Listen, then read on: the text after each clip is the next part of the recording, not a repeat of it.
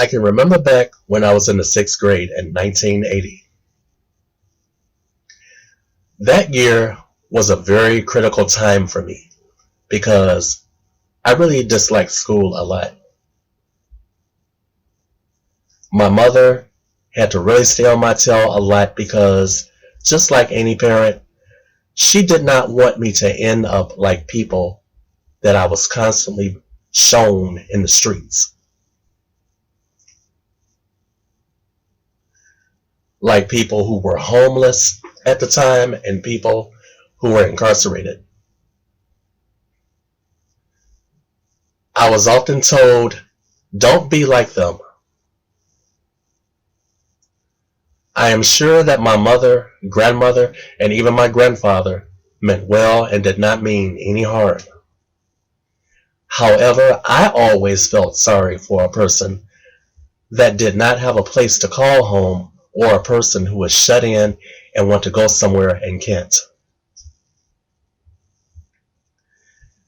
I always look forward to spending the summer at my grandparents' house. There and in the neighborhood, I had a lot of freedom that maybe I should not have had because I didn't have that kind of freedom at my mother's house. I was about 12 years old and very small for my age. I had a bike over there at my grandparents' house and I got on that bike and rode all over the neighborhood. This seemed like a time I did not have anything to worry about, but I did. This was the same year that the Atlanta child murders had taken place, between 1979 to 1981. In school, we had in-class discussions about it, and me and my peers were very frightened about these scary and very disturbing events. So me being a very ambitious and outgoing 12-year-old, I used to ride my bike everywhere. There were times when my grandparents did not even know where I was. I used to ride even out the city limits of Chicago and would end up in the suburbs. One day, I just rode my bike too far and out of the way. I met friends that lived in the suburbs and played with them. But I made a mistake. I stayed too long. When I saw that it was getting dark, I took off on that little blue bike. Then I ended up getting a flat tire because it was dark and really not paying attention.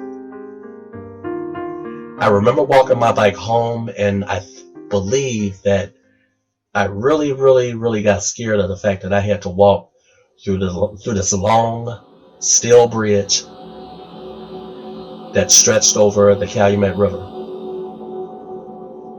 It was very dark and creepy, but it was always dark in the suburbs, and I could always tell when I was back in the city because of the streetlights, all bunched up together, like I used to say.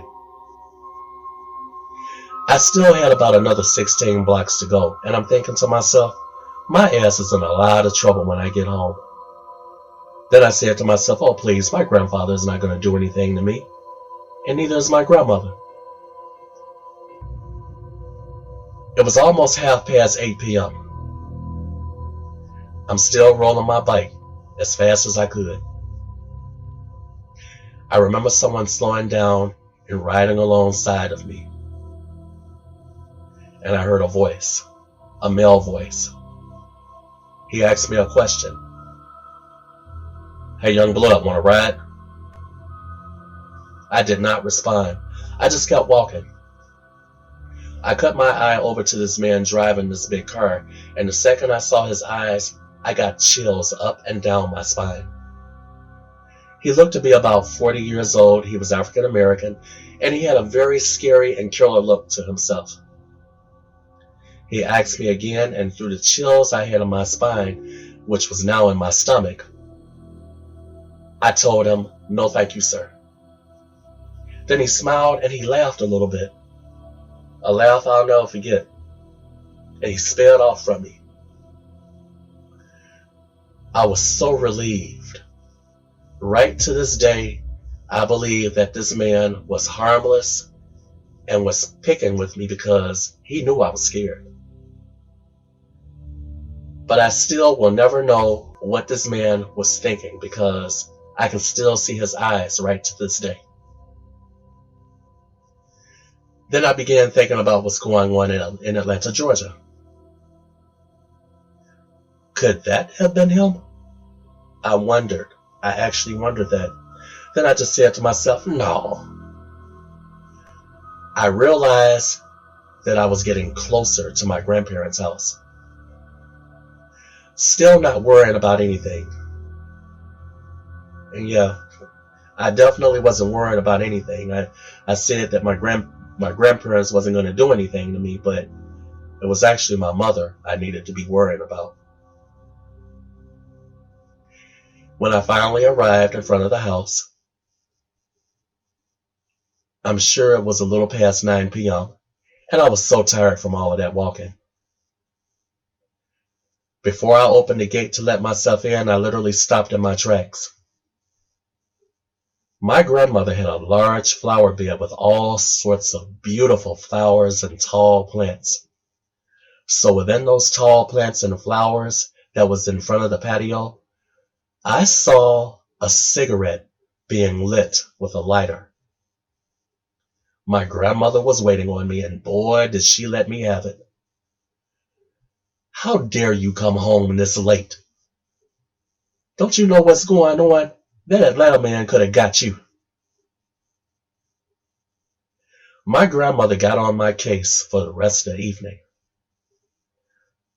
I wanted her to stop. I'm home, I said to myself. Nothing happened to me. I actually told her that. But I believe she became even more angry at me because I did not take her seriously. So later that night, she went to bed. I slept in a room in the basement. So I decided to go to bed too. It was about 11 p.m. I was so in love with that basement. They had it very colorful and everything was down there, including a 19-inch color TV. And I felt like that TV was reserved for me. It was a Friday night, and I was so ready for Saturday morning, the cartoons and the shows that used to come on.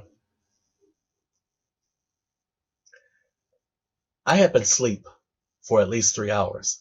Then at once I was awakened by my grandfather standing over me with a very thick brown leather belt. Instantly I jumped and I balled my little body up against that headboard. He worked late that night, and apparently my grandmother told him what happened. He just stood there with this grin, but it was not a friendly grin at all. Then he finally said to me, "You let that be the last time you stay gone for so long like that, scaring your granny like that. If you do it again, it's just going to be me and you in this basement. Do you understand me?" Well, I was in shock. Then he said it again. "Do you understand me, little boy?" My reply was, "Yes, sir." I'm still balled up against the headboard, and I actually pissed on myself. He just didn't know it. This is a man who has never chastised me.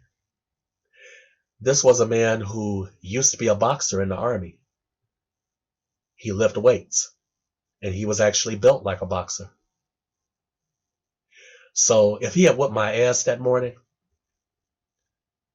I really don't think I would have been in good shape or in the best mood to be watching Saturday morning cartoons or the shows that I used to like to watch. That next morning, I apologized to my grandmother. Then I went out into the garage and apologized to my grandfather. He stopped what he was doing and told me, "Just don't forget what I told you." And he still was wearing that grin on his face, which made me uncomfortable, but it kept me alert.